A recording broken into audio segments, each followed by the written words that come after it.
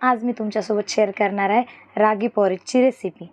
जर तुमचा baby 8 मंथ्सचा complete झाला असेल तर हा व्हिडिओ फक्त तुमच्यासाठी। त्याआधी मी तुम्हाला माझं थोडंसं आजचं रुटीन शेअर करते।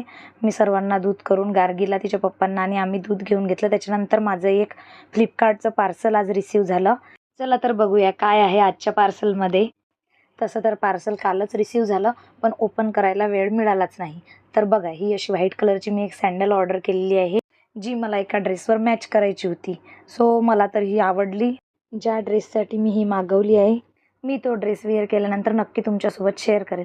तशी तर ही कम्फर्टेबल पण आहे आणि खूप छान दिसत होती, मला आवडली। व्हॅल्यू फॉर मनी आहे आणि आपण कम्फर्टेबली वेअर पण करू शकतो। रागी पॉरिज बनवण्यासाठी मी स्प्राउटेड रागी जे पावडर आहे ते यूज करते। रागी पॉरिज बनवण्यासाठी सुरुवातीला 2 टेबलस्पून ऑफ घी ॲड करा। घी गरम झाल्यानंतर त्यामध्ये जिरं आणि मोहरी ॲड करा। ती चांगली तडतडली म्हणजे त्याच्यानंतर त्याच्यामध्ये चॉप्ड ओनियन आणि टोमॅटो ॲड करा। त्याचा कलर चेंज होईपर्यंत छान त्याला परतून घ्या। त्याच्यानंतर त्याच्यामध्ये आपल्याला रागी पॉरिज ॲड करायचं आहे।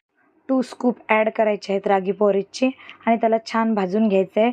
जसं आपण उपम्यासाठी रवा भाजून घेतो त्या पद्धतीने छान वास येईपर्यंत त्याला कंटिन्युअसली परतत राहा आणि त्याच्यानंतर त्याच्यामध्ये गरम पाणी ॲड करा। कंटिन्युअसली परतत राहा जेणेकरून त्याच्यामध्ये गाठी होणार नाहीत।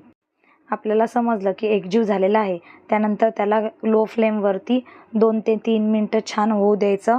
अशा प्रकारे रागी पॉरिज रेडी होतं। हे तुम्ही 8+ मंथ बेबीजला देऊ शकतात। नॉर्मल रागी न वापरता स्प्राउटेड रागीचंच पीठच वापरा, म्हणजे जेणेकरून बेबीला चांगले न्यूट्रिशन्स प्रोटीन्स वगैरे मिळतील त्याच्यामधनं। आणि याच्यामध्ये मी जे यूज करते त्याच्यामध्ये एक्सटर्नली शुगर वगैरे काही ॲडेड केलेलं नाही।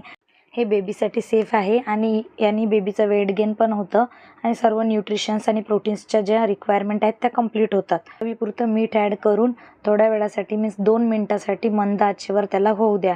अशा प्रकारे रागी पॉरिज तुम्ही नक्की ट्राय करा। तुम्ही हे 6+ मंथ बेबीला पण देऊ शकता। मी त्याची रेसिपी वेगळी शेअर करेल चॅनलवरती। अशाच नवनवीन रेसिपीज जाणून घेण्यासाठी माझ्या चॅनलला सबस्क्राईब नक्की करा। तर आजसाठी एवढंच, भेटूया नेक्स्ट व्लॉगमध्ये। Bye bye.